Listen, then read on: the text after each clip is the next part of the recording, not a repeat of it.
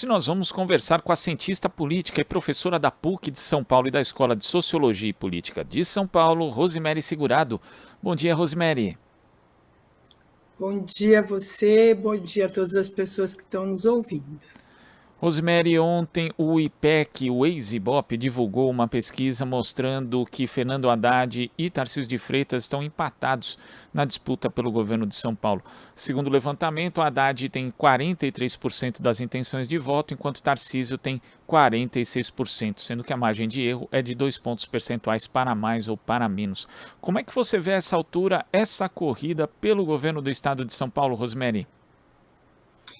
Bom, eu acho que o que essa pesquisa mostra, né, em primeiro lugar, é um empate técnico, né, entre os dois candidatos, mostrando aí uma diferença muito pequena entre os dois, e com uma tendência, que eu acho que uma coisa importante para a gente prestar atenção é uma tendência de subida de Haddad. Né? Acho que em semanas anteriores, né, a gente não tinha essa subida tão caracterizada, e eu acho que nessa última semana isso ocorreu. Acho que poderia ser importante a gente falar de alguns dos fatos que podem ter levado a essa subida, né? Então, eu acho que o episódio, bastante ainda mal explicado e que espero que seja investigado, que a campanha do candidato Tarcísio divulgou como se ele estivesse sendo alvo de algum ataque na região de Paraisópolis, e quando chegamos aos fatos, vamos ver que não era nada disso, muito pelo contrário, era, né, uma situação ocorrendo na região que não tinha nada a ver com a presença dele ali, mas muito chama atenção, né, porque uma das diferenças com relação à questão da postura, né, da polícia, enfim, nas ocorrências de São Paulo entre as duas candidaturas, que Haddad coloca a importância da manutenção das câmeras, né, nos policiais, uma coisa que é importante para qualificar a atuação policial e até para, de uma certa forma, protegê-los, né? Quer dizer, se o policial está agindo corretamente, não há nenhum problema, né, nesse tipo de procedimento. Isso é muito importante para mostrar a atuação policial, que sempre é um pouco, né, diferenciada em áreas, né, de comunidades, né? A gente vê que população pobre, preta, periférica, jovem, é alvo constante. Isso, a presença das câmeras fez diminuir isso, e Tarcísio é contra. Né? Tarcísio diz que vai tirar, ou seja, né, defende que a polícia haja de qualquer forma. Eu acho que esse é um dos episódios que pode ter influenciado bastante, né, esse resultado dessa pesquisa que o IPEC está nos trazendo. E no caso, esse episódio foi revelado principalmente ontem, né, com as revelações aí dessa tentativa de, na verdade, de apagar as imagens captadas pelo cinegrafista da Jovem Pan, mas hoje provavelmente mais pessoas vão ficar sabendo. Quer dizer, você acredita no impacto diluído? Quer dizer que isso vai ter um outro efeito também até o dia da eleição, Rosemary? Eu acho que sim, eu acho que nós estamos aí, né, há poucos dias da eleição, nessa reta final, e algumas dessas revelações, né, como isso, né, que nós ficamos sabendo aí recentemente, né, que parece que haveria uma orientação da campanha de Tarcísio para apagar essas imagens, né, o que é uma coisa que, inclusive, configura obstrução da justiça, né, porque se você é testemunha de um crime, né, você se omite, você está sendo, de certa forma, conivente com isso. Então, eu acho que esses efeitos vêm, né? E me parece que também uma coisa que é importante, né, é que Tarcísio cada vez mais vai mostrando o distanciamento que ele tem da realidade de São Paulo, né? Eu acho que uma coisa importante, São Paulo é uma cidade, né, o estado de São Paulo, na verdade, ele é composto por pessoas de muitos lugares do país e do mundo, isso não é problema, isso nos, né, mostra essa heterogeneidade muito interessante desse povo. Não é problema. O problema é você não ter vinculação com esse lugar, você nunca ter vivido nesse lugar, você não conhecer a realidade das pessoas, os códigos, as necessidades, né? Então, não é quando a gente fala é um forasteiro, quer dizer, você entregaria a sua casa a uma pessoa que não sabe, né, onde encontrar alguma coisa? Não, né? A gente não faria isso. E acho que as pessoas começam a se dar conta disso, né? Que gerir um Estado com a complexidade do Estado de São Paulo, é preciso esse conhecimento e mais do que um conhecimento dos problemas, né, das potencialidades, que isso a gente pode ler em estudos, inclusive, muitas vezes, né, dá a impressão que a performance do Tarcísio é bem ensaiada, né? Eu, como sou professora, aquele aluno que decorou, mas assim, muitas vezes nem sabe exatamente do que está falando, mas também a rede de relações, né?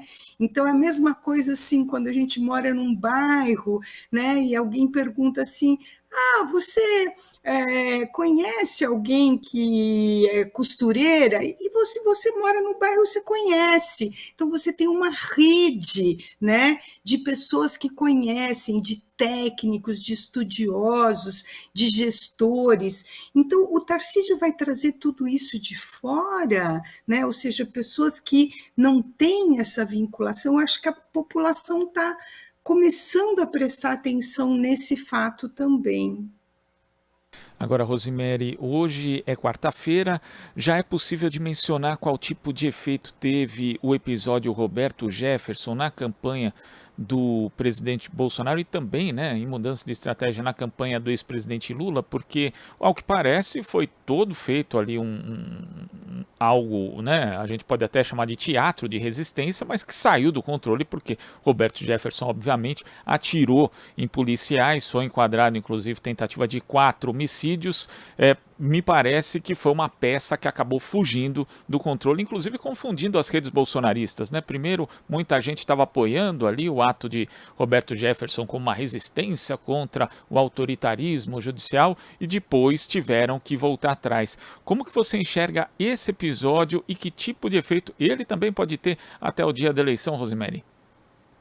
Então, acho que esse episódio, acho que domingo foi um dia que ninguém acreditava o que estava acontecendo, que cenário é aquele, né? Mas ficava muito claro que havia uma armação e uma certa intencionalidade por parte de Roberto Jefferson, que tem antigas relações com o Bolsonaro e com a sua família, né?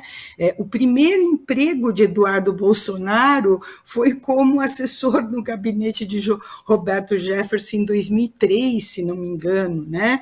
Então, estava muito evidente isso. Roberto Jefferson, na verdade, estava numa prisão domiciliar por seu estado de saúde, concedida pela Justiça, né, alguns presos nessa condição, e ele deveria cumprir, obedecer as mesmas regras que um preso que está no sistema penal. E ele descumpriu todas. Ele usou redes sociais, ele deu entrevistas, ele tinha armas e um arsenal forte de armas e munições na sua casa. Ele, quando faz, né, essa provocação, né, a resistência a uma ordem judicial, atacando a polícia, atacando com granada, quer dizer, assim, não são armamentos. Eu sei que nós estamos num momento em que os armamentos, né, por política do Bolsonaro, estão, né, facilitados, o que é um problema gravíssimo, mas que tem granadas na sua casa, né? E aí, o que acontece naquele momento, né? Eu acho que o script era ser uma espécie de um herói, né? Não me rendo ao Supremo Tribunal Federal, ao ministro Alexandre de Moraes, né? Aquela narrativa que Bolsonaro gosta de alimentar e gosta de produzir para suas milícias digitais. E, né, é bom lembrar que Roberto Jefferson está preso por fazer parte, né, da orquestração dessa milícia digital. Pois bem, mas parece que esse tiro acabou atrapalhando muito a campanha de Bolsonaro. Por quê? Porque nas suas redes, né, os bolsonaristas, né, defendendo Roberto Jefferson, e quando o Bolsonaro percebe que o que acontece é que Jefferson atacou um policial que estava, né, no seu ofício, tentando fazer cumprir um mandato, né, um mandado judicial. Então, quer dizer assim, começa por aí. Bolsonaro tem, né, vinculações muito fortes e bases de apoio muito fortes, né, entre os policiais. Esse é o primeiro erro. Um segundo erro foi designar o ministro da Justiça para ir negociar. Mas assim, a polícia estava ali para isso, não tinha a menor função, né, um ministro estar naquele lugar naquele momento.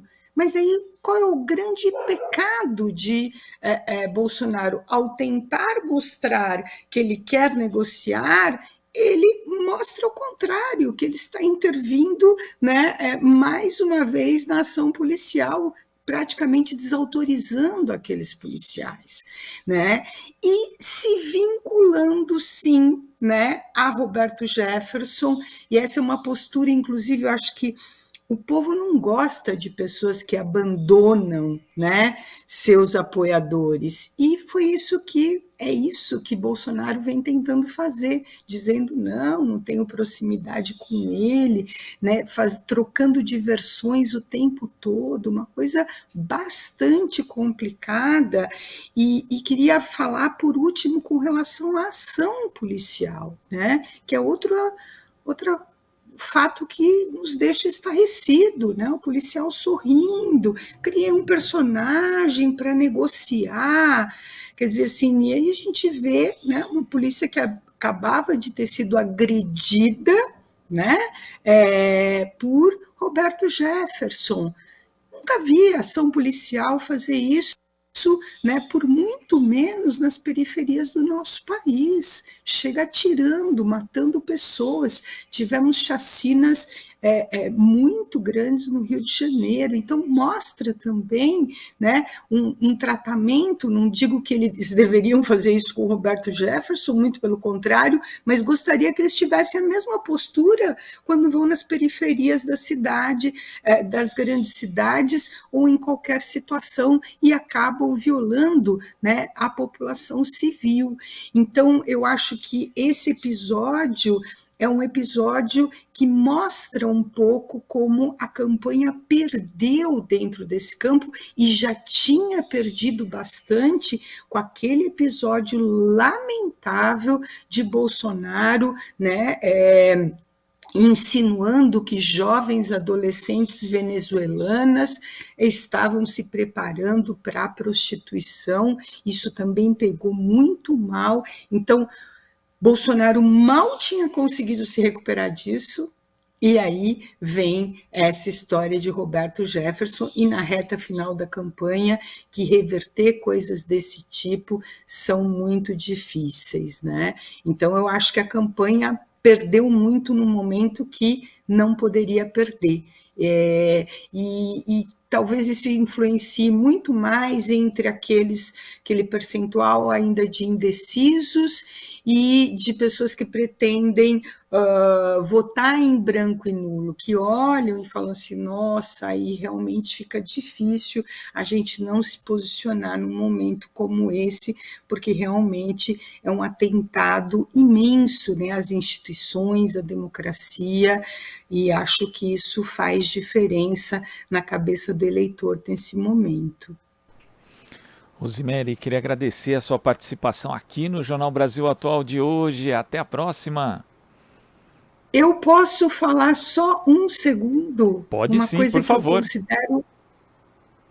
eu considero muito importante, que nós estamos, né, há dias de uma das eleições mais importantes desde o período da redemocratização no país, né? E tivemos essa semana, felizmente, a notícia que em 22 ou 23 capitais, se não me engano, os prefeitos vão autorizar o passe livre, ou seja, o transporte público, os ônibus serão gratuitos. Aqui em São Paulo, parece que metrô e trens também, facilitando o eleitor a votar. Então, é um chamado, sabe, Glauco, aos nossos eleitores, aqueles que têm apreço para a democracia, né? Essa eleição vai ser muito mais rápida. Aqui no estado de São Paulo são só 2 candidatos, não vai ter fila, né? E vamos ter transporte para que todos possam votar. Compareçam, é muito importante a participação, né, das eleitoras, dos eleitores nesse momento, para que a gente possa, né, garantir a ordem democrática. Era isso, Glauco, obrigada, bom dia a você e a todos aqueles que estão nos ouvindo. Bom dia, Rosemary. Recado importantíssimo. É isso, né? Você que acompanha o Jornal Brasil Atual, não deixe de votar. Conversamos aqui com a cientista política, professora da PUC de São Paulo e da Escola de Sociologia e Política de São Paulo, Rosemary Segurado. Estamos apresentando Jornal Brasil Atual. As notícias que os outros não dão.